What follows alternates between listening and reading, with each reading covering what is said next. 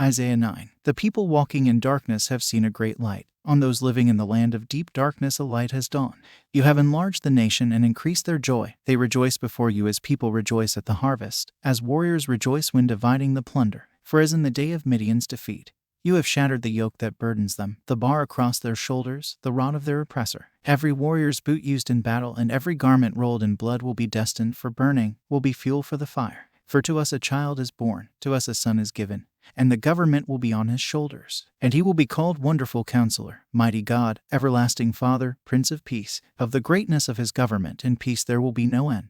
He will reign on David's throne and over his kingdom, establishing and upholding it with justice and righteousness from that time on and forever. The zeal of the Lord Almighty will accomplish this. Isaiah 10. Woe to those who make unjust laws, to those who issue oppressive decrees, to deprive the poor of their rights and withhold justice from the oppressed of my people, making widows their prey and robbing the fatherless. What will you do on the day of reckoning, when disaster comes from afar? To whom will you run for help? Where will you leave your riches? Nothing will remain but to cringe among the captives or fall among the slain. Yet for all this, his anger is not turned away, his hand is still upraised. Assyria, the instrument of God's anger, woe to the Assyrian, the rod of my anger, in whose hand is the club of my wrath. I send him against a godless nation. I dispatch him against a people who anger me, to seize loot and snatch plunder, and to trample them down like mud in the streets. But this is not what he intends. This is not what he has in mind. His purpose is to destroy, to put an end to many nations. Are not my commanders all kings? He says. Has not Calno fared like Carchemish? Is not Hamath like Arpad, and Samaria like Damascus? As my hand seized the kingdoms of the idols, kingdoms whose images excelled those of Jerusalem and Samaria, shall I not deal with Jerusalem and her images as I dealt with Samaria and her idols?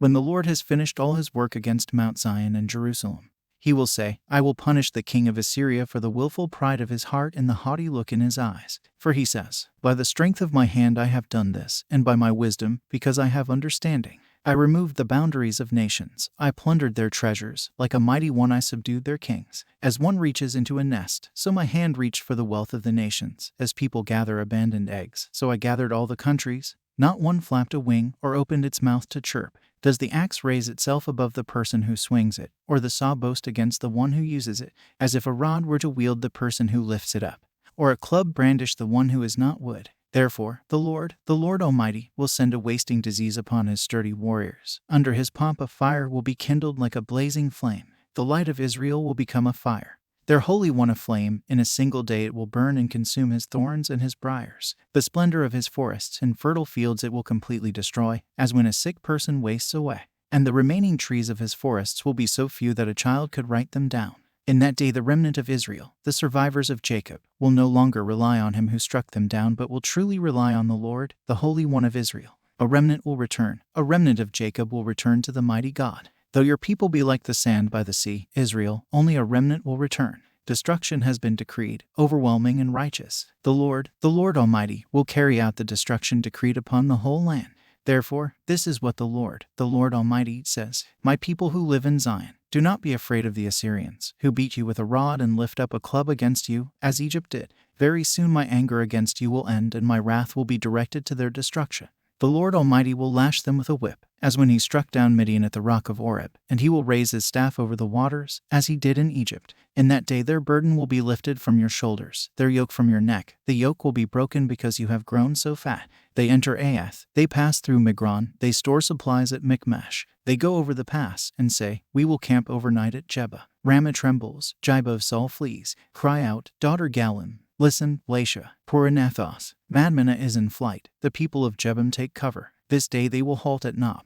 They will shake their fist at the mount of daughter Zion, at the hill of Jerusalem. See, the Lord Almighty, will lop off the boughs with great power. The lofty trees will be felled. The tall ones will be brought low. He will cut down the forest thickets with an axe. Lebanon will fall before the mighty one. A shoot will come up from the stump of Jesse. From his roots, a branch will bear fruit. The Spirit of the Lord will rest on him, the Spirit of wisdom and of understanding, the Spirit of counsel and of might, the Spirit of the knowledge and fear of the Lord, and he will delight in the fear of the Lord. He will not judge by what he sees with his eyes, or decide by what he hears with his ears, but with righteousness he will judge the needy, with justice he will give decisions for the poor of the earth. He will strike the earth with the rod of his mouth, with the breath of his lips he will slay the wicked. Righteousness will be his belt and faithfulness the sash around his waist. The wolf will live with the lamb, the leopard will lie down with the goat, the calf and the lion and the yearling together, and a little child will lead them. The cow will feed with the bear. Their young will lie down together, and the lion will eat straw like the ox. The infant will play near the cobra's den,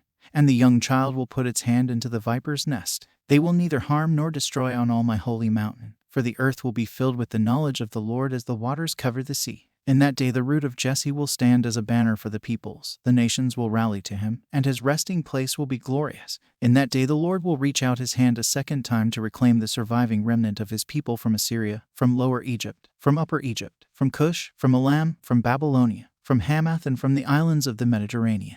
He will raise a banner for the nations and gather the exiles of Israel. He will assemble the scattered people of Judah from the four quarters of the earth. Ephraim's jealousy will vanish, and Judah's enemies will be destroyed. Ephraim will not be jealous of Judah, nor Judah hostile toward Ephraim. They will swoop down on the slopes of Philistia to the west. Together they will plunder the people to the east. They will subdue Edom and Moab, and the Ammonites will be subject to them. The Lord will dry up the gulf of the Egyptian sea.